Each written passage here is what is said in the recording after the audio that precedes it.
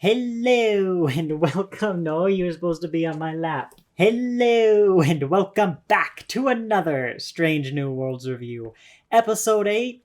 We're almost done with the season. I don't know what it's called. It's not out yet. It'll be out soon. And we're set up almost like before.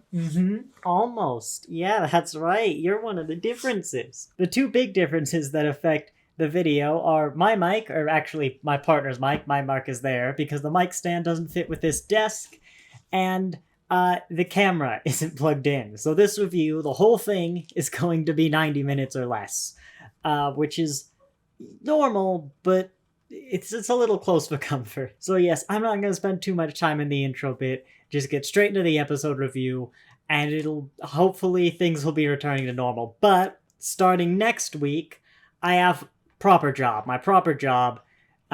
So I don't really know when these reviews are gonna be released, like the timings of everything.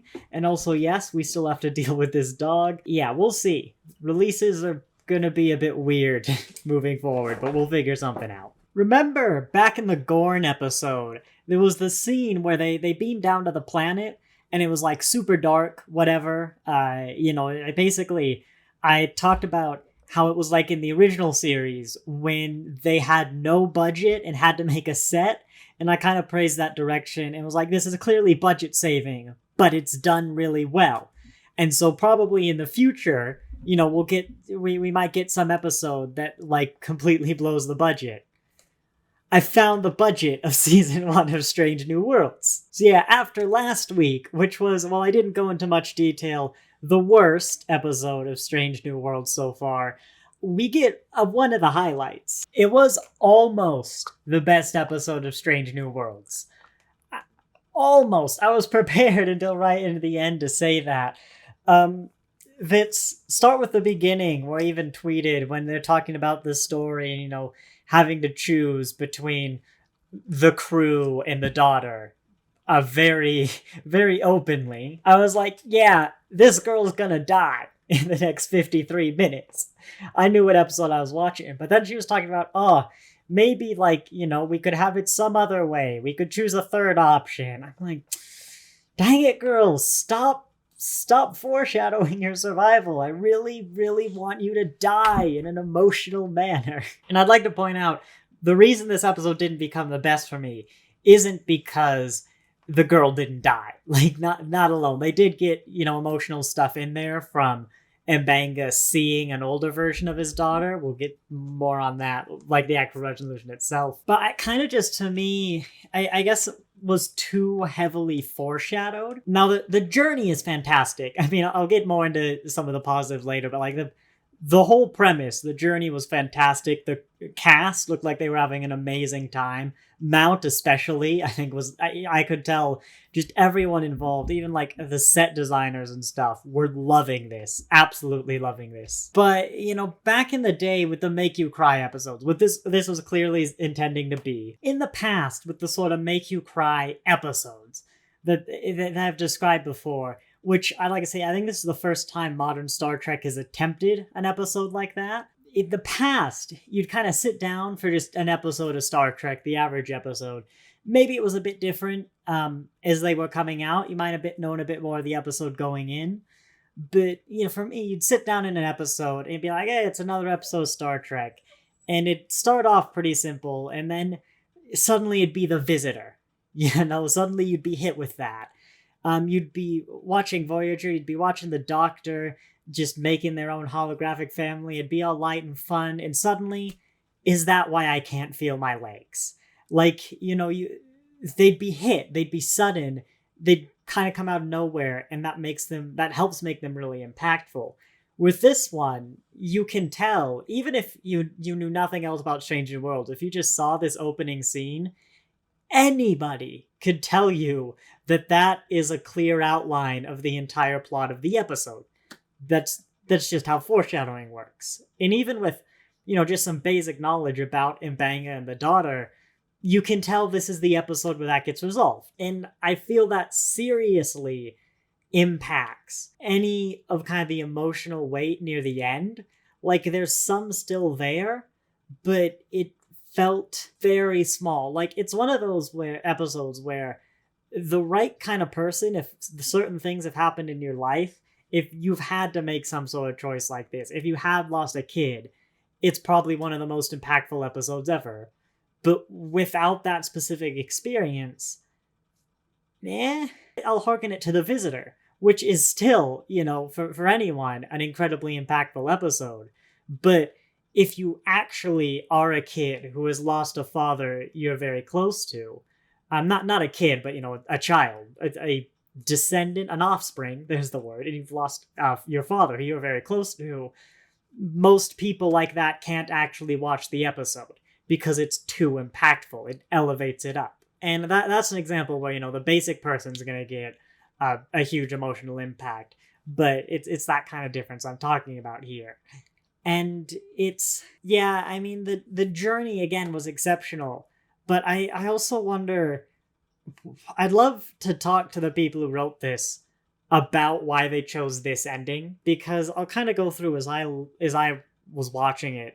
At first, I was like, he's like, oh, there's no sign of Amelia. I'm like, oh, maybe the nebula is gonna, keeping her survive. She can't leave. But, god damn it. Again, it's not that, I actually want this kid to die, but I want that deep emotional episode. They're usually the highlights. Among the best of the franchise, and we just haven't had one since Enterprise. Especially a good, solid one. Probably Sim, but before, which was real late in Enterprise, but before Sim, I don't know, Voyager? Half a Life? I really don't know. Not Half a Life, real life. Half a Life is TNG. But anyway, I don't know if maybe it's some sort of their forced PG thing, which you can really feel when they kind of go for the nudity but not nudity, kind of pushing their own artificially set boundary. And there's nothing wrong with PG, but I'm wondering if there's some modern sensibility thing where they're kind of like, oh, we can't kill the kid. If that maybe they wanted to, if maybe they just chose, hey, let's have it be a bit of a lighter ending. But as much as we want the utopian future, as a whole, those little personal tragedies sprinkled in really elevate the series, in my opinion, in the shows. And so it wasn't super impactful. I'm gonna draw a line when she appears again as an older person, adult, I think. I'm gonna draw a line there and talk about everything before it first, where I'm not a parent yet. Maybe it'd be a bit more impactful then. It's not usually a big thing with these type of episodes. Again, is that why I can't feel my legs?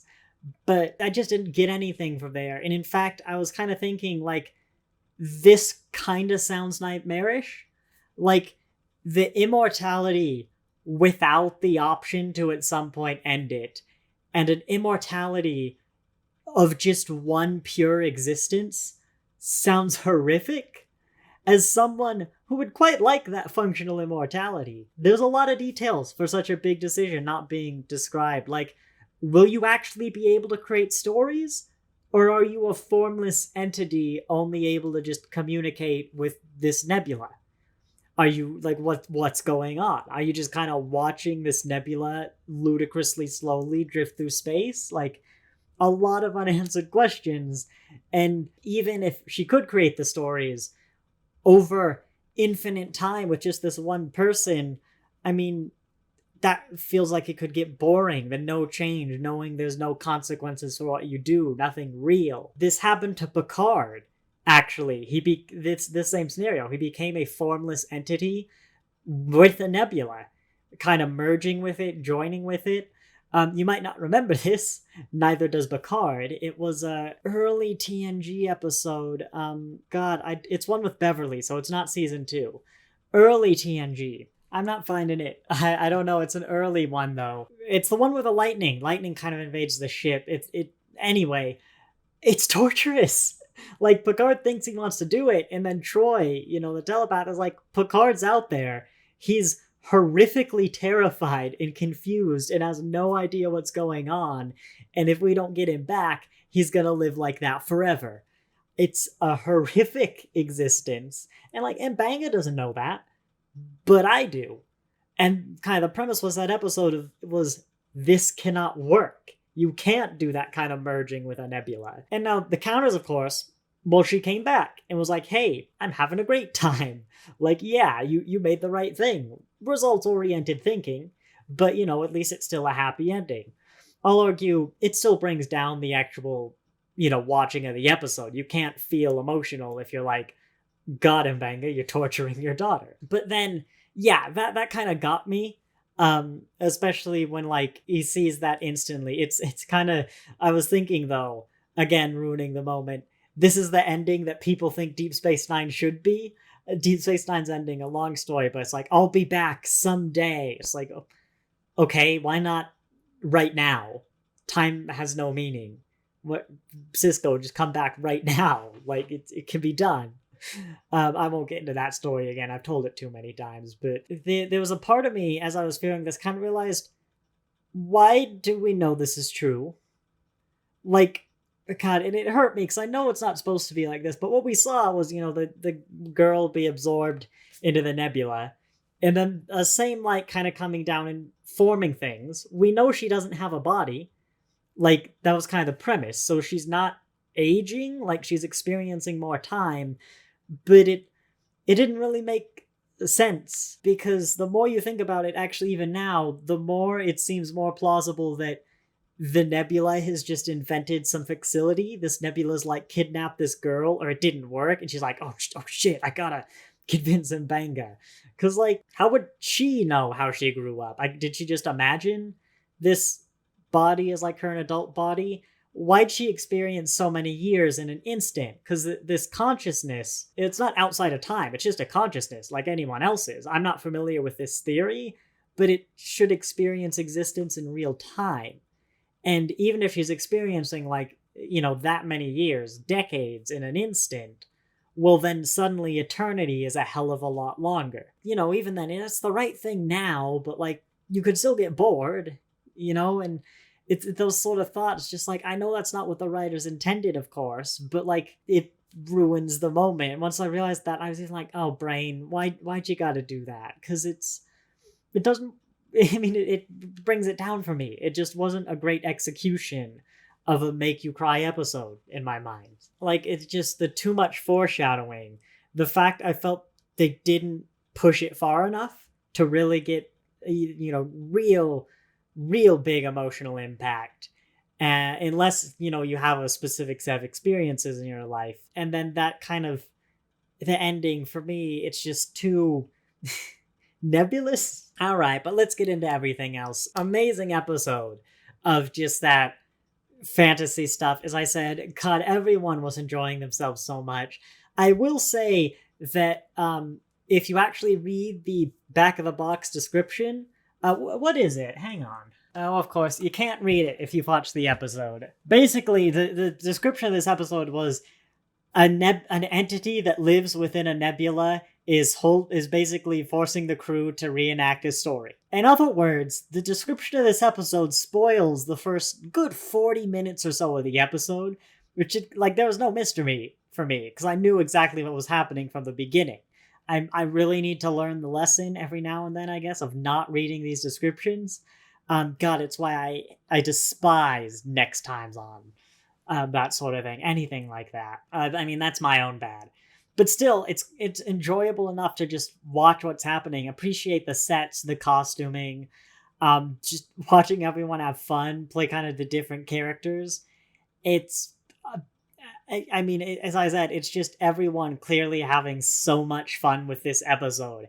It being something different, them trying something else, getting in a different character. And I think especially Pike, either it's just that's kind of the guy, or at least I get the impression that Anson Mount is a lot like kind of Pike's personality in real life. I don't know him, of course. That might be just, completely fabricated from what I see in Pike. But I just, you can feel him, I think, enjoying not really being that Captain Pike style. Still all his charm and, is what makes him a likable guy, but just a servant kind of character, a cowardly kind of character, and just a lot of the key things Pike isn't, but still with the same kind of core personality. Again, I reference it a lot like the Doctors, actually, where a lot of them just kind of play themselves, like an idealized version of themselves is the character of the Doctor, the third, fourth, off the top of my head, maybe some others.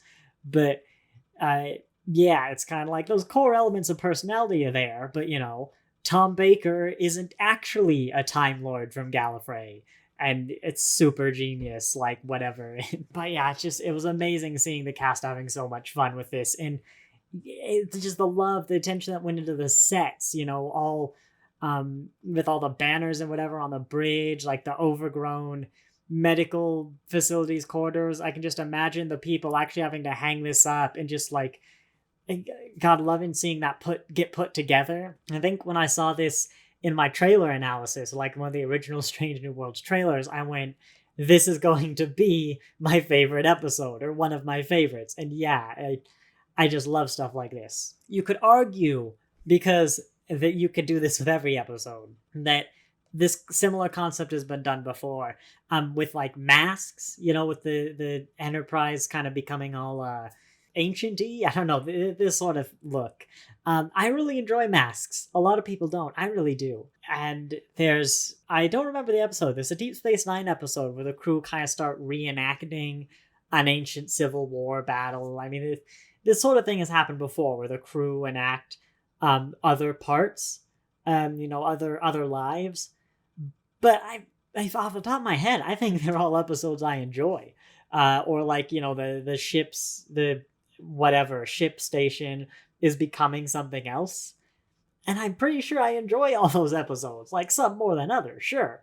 But this one in particular, it's a great addition to that style of episode. A few things I know that were interesting, though, is you can kind of say, all right, it's the kid and Nebula playing. This is a game, it's for entertainment. It did kind of take me out of it a bit that the extraordinarily aggressive and violent, fictionally so, for the sake of comedy, Ortega's, whatever their character was, very nice of them to have an entirely non-lethal sword battle after constantly talking about cutting off the heads of their enemies. Because you can't kill the crew.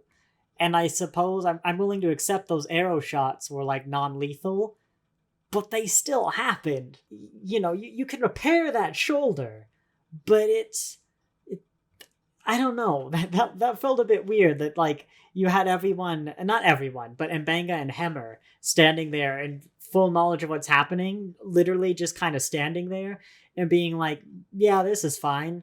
I don't need to, inform Ortega's not to use lethal force, as I've had to do with many previous steps. That took me out of it a bit. I found it interesting that Hemmer could block out the telepathic entity, whatever, because of their, intense telepathic training, but Spock couldn't, especially if it's been a while since you've seen TOS. Spock generally has like much greater telepathic abilities than other Vulcans, which is more a fact that Vulcans had greater telepathic abilities than TNG, and of course later everyone else would give them. So I'm wondering, like, maybe that's a part of it. Maybe they're going more the wider accepted canon than like the TOS Vulcans. Of course, the Aeneer are generally greater telepaths, much more powerful. And yeah, Hemmer, maybe even being blind, just has to rely on their telepathy way more. It's more developed than Spock's, who's a half human anyway. Humans, not telepathic. So I was willing to accept that, but I found that interesting. I don't know, just a note, really. It's like they didn't need to address it, but it's something I thought of. There was a connection they didn't make that I thought they were going, because, this whole time I knew the answer because I read the episode description.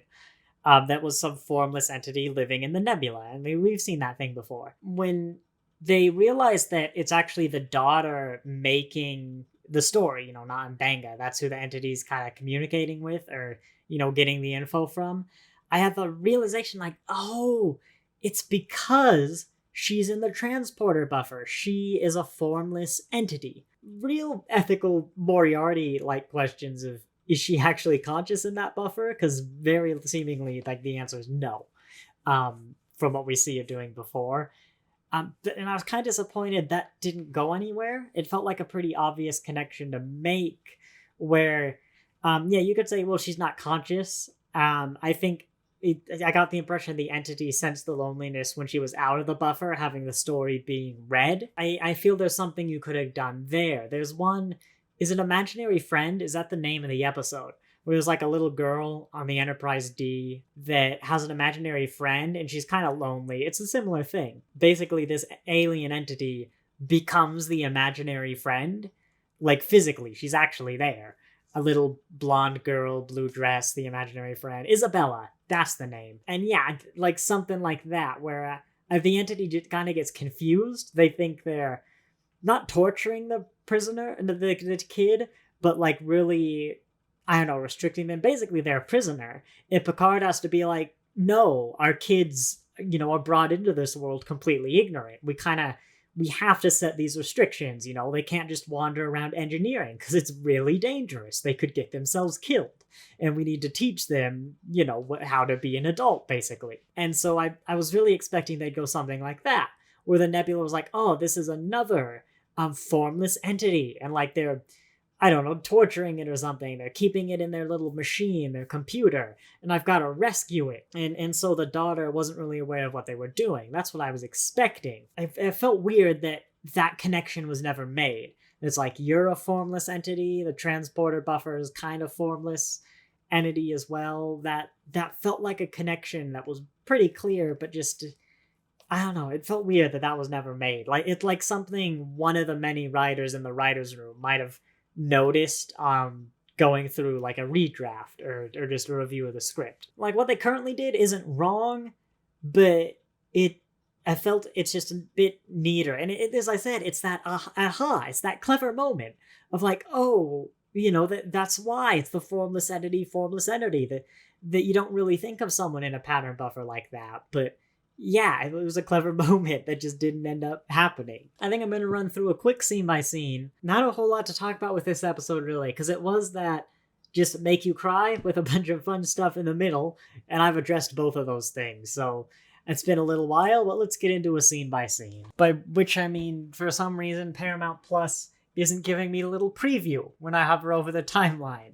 So I guess we're going to do a quite drawn out manual scene by scene. This was a very TOS little exchange here between, it felt like Spock and Kirk.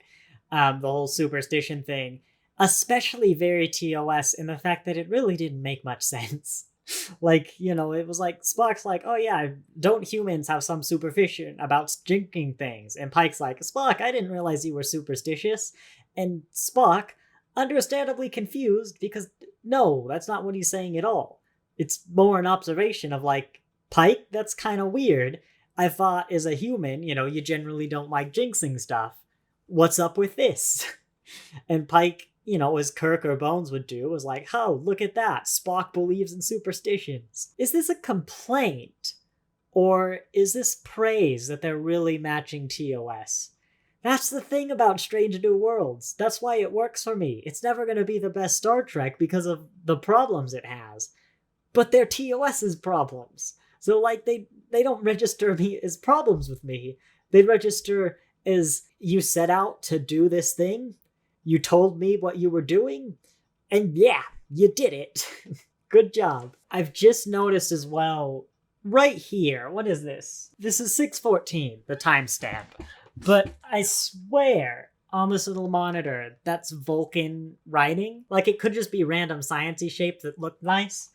But it to me, it looks like, because this is Spock's station, the readouts are in Vulcan. Which is a very nice touch if it's true. Actually, something I've just realized that might be credence for that arrow theory. What happened to Ortega's injury? Because I've just remembered, she had a big gash on her head that was evidently serious. But that just went away. And the Nebula was curing the daughter purely because of the presence in the Nebula. Maybe that was like addressed off screen when they left. I don't know. But maybe the Nebula can just heal some injuries, but not all. That's a bit weird. But anyway, the point I actually was going to stand here for is I really have to praise, I've said the set design before, which is outstanding. But in particular, the costume design, because that kind of has to be built from the ground up. Whereas the set, it's exceptional work, but you are kind of hanging banners on stuff that's already there, expertly hanging banners and like designing them and stuff. But the set design, the costume design, like outstanding. I don't know if Paramount has, this is just kind of period pieces that they have lying around. Like I think they have a standing New York set, or they used to, that showed up in Star Trek a lot and shows up in a lot of places. They have these standing sets and wardrobe things.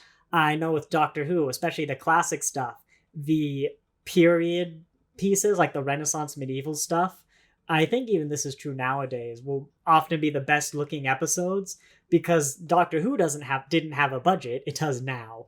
But the BBC just had like piles and piles of amazing period sets and costumes and stuff they could just pull out and use because they were so frequent. The BBC just owned this stuff. So I don't know if Paramount just owns a heck of a lot of Renaissance-esque gear that Strange New World was like, brilliant.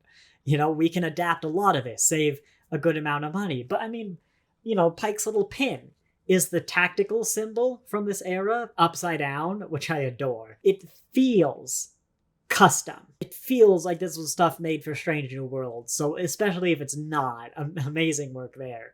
But the costume design for this sci-fi show that, let's be honest, Federation-wise, has generally not too interesting uniforms. They're more interesting now with like the insignias or whatever, but it's kind of just one color shirts.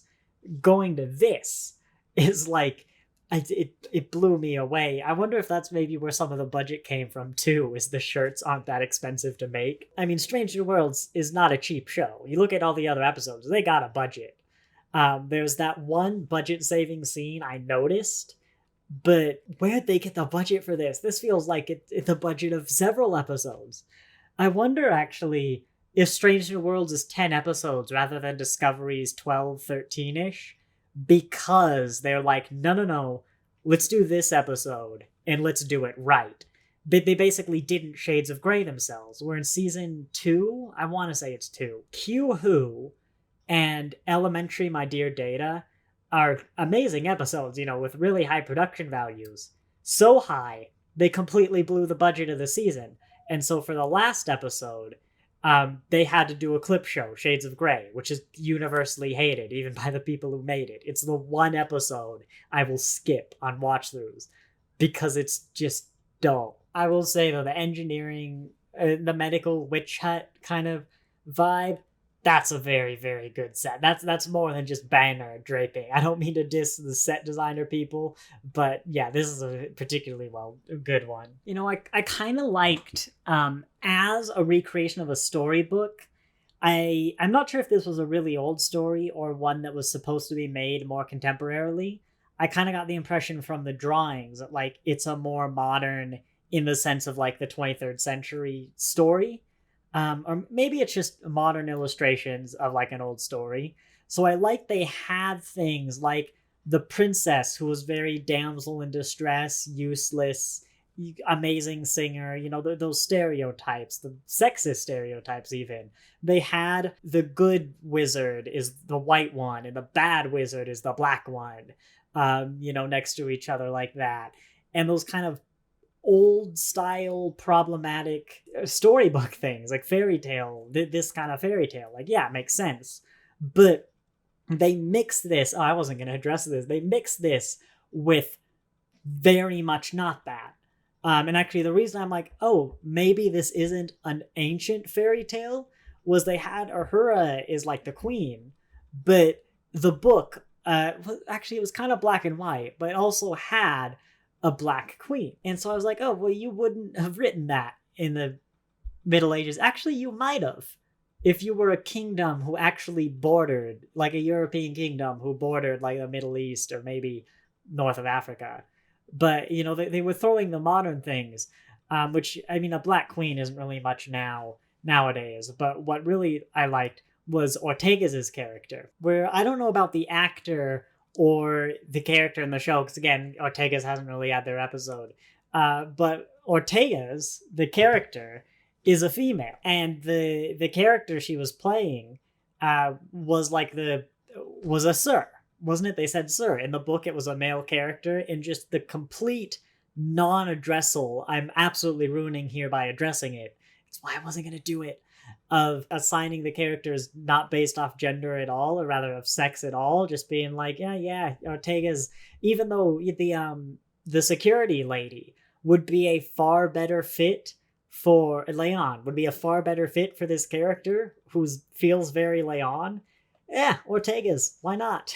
Because that's how I do things. That's I don't want to say the non-binary way of thinking. I think it very much is. It's a much more modern and accepting, like, it does not matter. I mean, even your kids in the playground are probably going to do that a lot. Where, yeah, they just assign characters, I don't know, randomly, or like, yeah, you feel like you would be this character. Here you go. And so it was a mix of, like, making it feel like a fairy tale, with this sort of the evil black wizard and the good white wizard. And then just the more modern, like, yeah, let's just assign these characters who kind of like Alien did this, right? They wrote characters, but Alien, the movie, wrote it, the characters didn't have a sex. They cast the actors and went, who's going to be like the best fit?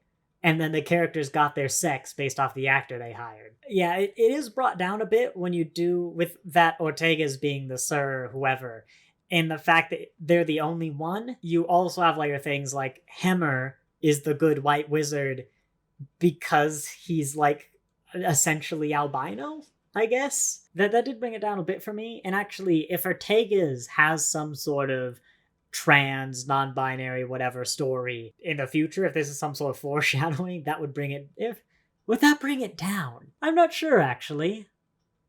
I was gonna say that would bring it down for me, but I don't know. Anyway, yeah, I like how they, I guess you'd call it, cast the fictional characters within the fictional universe, if that makes sense. Also, this bit right here, specifically Ethan Peck's character, it really feels like, because it's such an extravagant, budget-blowing episode, like, you never see Spock's ears. And I just think to the original series, like with the Romulans and stuff, that's budget saving, so they don't have to make Spock's ears.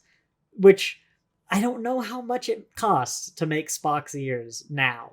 But given characters like Hemmer, or Saru, or Linus, it's probably not prohibitively expensive to make Spock ears in this day and age. God, I'm looking as I did this. They've really done every set.